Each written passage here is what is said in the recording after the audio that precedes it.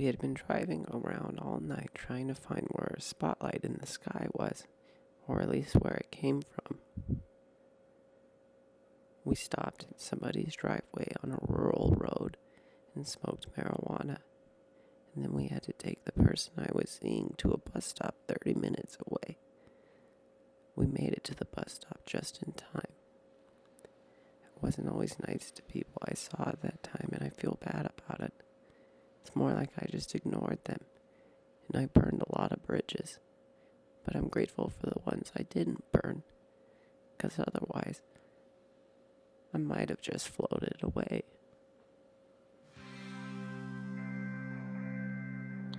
We all urinated outside of the bus stop as it began to rain heavily. Then we left towards the direction of the freeway. There was wood and Berry Hill and me. That's not how I looked then, but I guess nobody looks like they did then. We started driving really fast on the freeway. Would always like to drive fast. We flew through all kinds of water. We were listening to this song.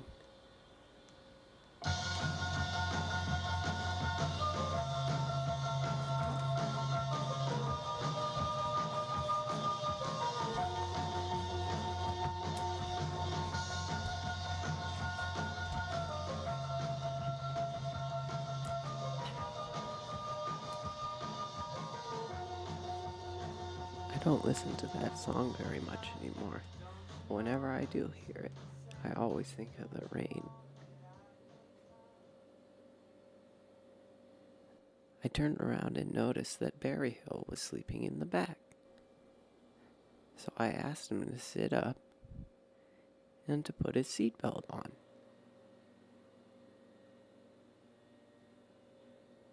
And then we spun twice and crashed.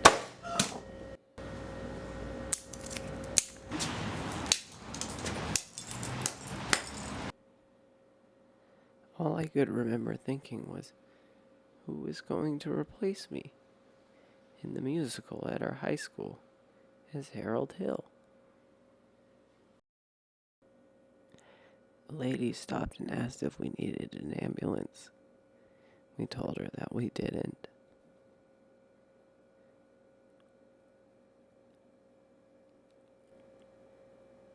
Then the police showed up.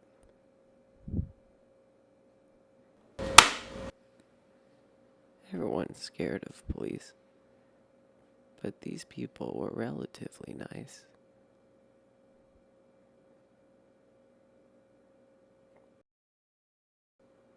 Wood couldn't say his name. They asked all our names, but even after showing them his ID, he couldn't remember his name or where he was from. They searched what remained of the car and found a small pink pencil bag with the word Brittany on it. They took it back to the car and found marijuana inside. We all thought that we were done for sure.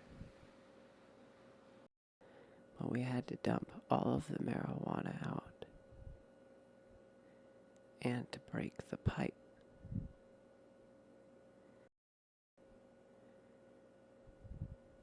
Then they put us in the back of the car and took us away.